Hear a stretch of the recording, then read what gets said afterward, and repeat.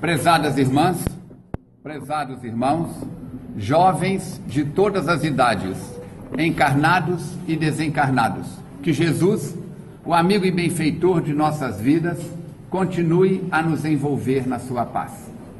Jesus escolheu a casa de Simão Bar Jonas, Simão o pescador, filho de Jonas, na cidade de Cafarnaum, como seu ponto de referência naqueles dias de desafio do tempo em que permaneceu na vida pública, na velha terra das 12 tribos.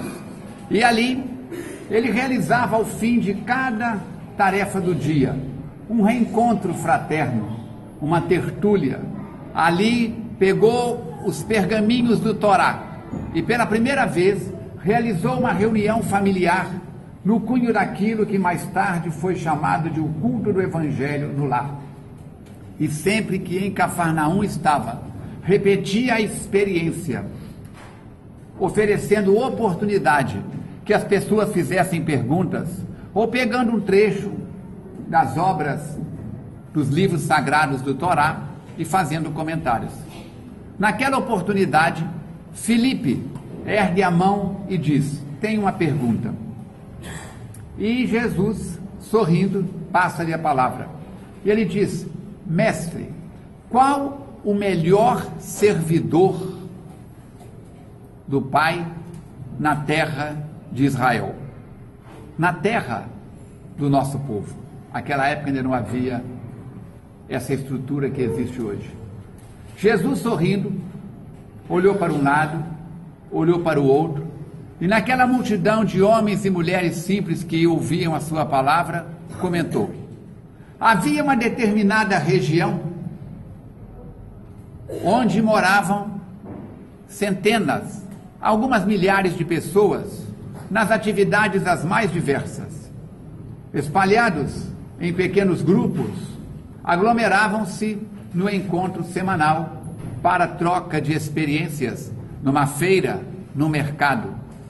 E num dia de mercado, eis que chega àquela região um guerreiro, um homem muito forte, musculoso, trazendo armas, medalhas, e convoca o povo avisando que uma guerra está a caminho. E se eles quisessem proteger os seus bens, o seu patrimônio, a própria vida, deveriam desenvolver-se na arte de autodefesa. E começa, porque o povo fica impressionado com a sua força, com a sua habilidade com as armas, começa a ministrar aulas de esgrima, como usar a espada, como usar a lança, como usar o escudo, como atirar um dardo. E coloca e divide o grupo em pequenas posições, para que uns pudessem degladiar com os outros. E neste acerto, até que treinassem, até que aprendessem alguma coisa, ferimentos diversos aconteceram. Alguns, andando para trás, sobre o peso da lança, da espada, escorregaram, caíram em precipícios e vieram até mesmo a morrer. Mas começou com muita dificuldade o povo a se organizar, até que a guerra não chegou.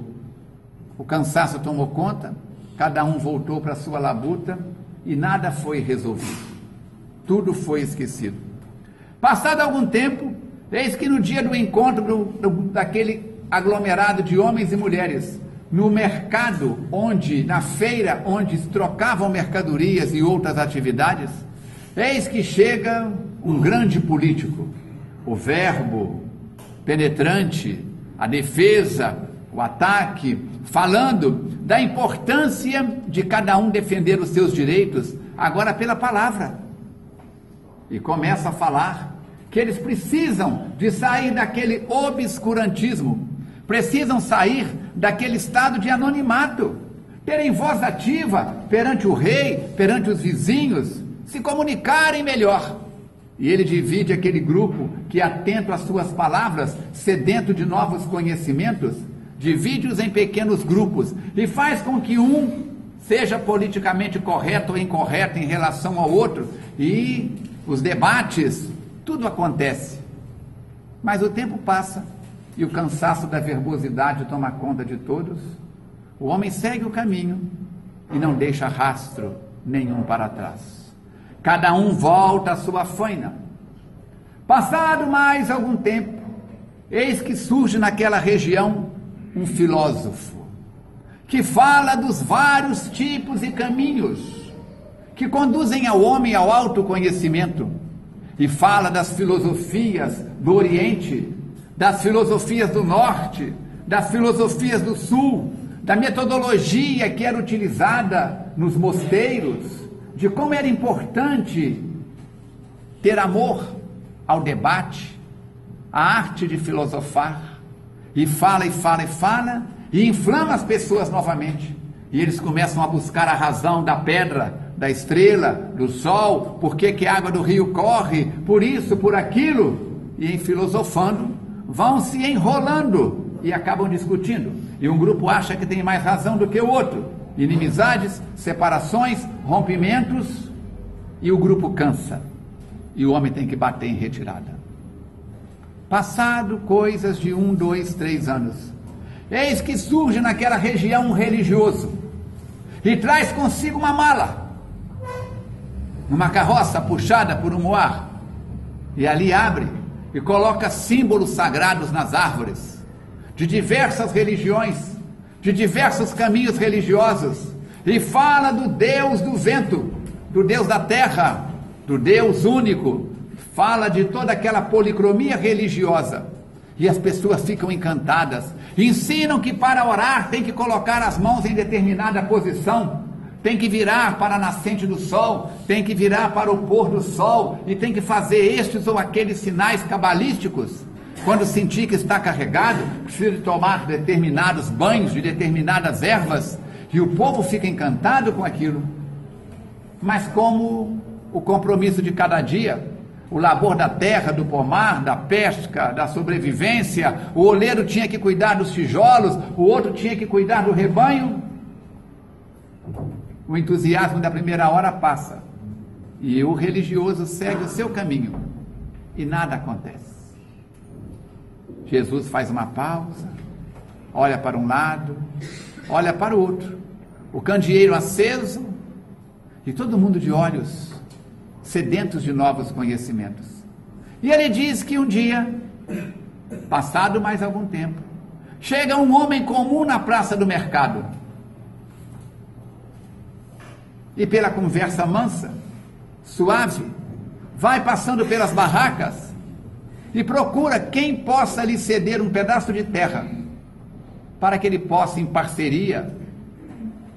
Para quem não sabe o que é parceria na lavoura, a pessoa cede, o dono da terra cede a terra, o lavrador lavra, na colheita divide a meia ou a terça, e ele queria um pedaço de terra para lavrar e para plantar em parceria com o dono da terra. E um deles se interessou. Aquele homem de voz tranquila cedeu-lhe um pedaço de terra entre a fonte e o rio. E ele ali começou, responsavelmente, a lavrar a terra e a mudar a topografia do terreno, a geografia do terreno. Plantou árvores, trouxe sementes, parreiras, fez escoramento, separou as pedras, preparou o terreno, lançou a semente, fez colheitas, e quando a primavera veio, o resultado foi excelente.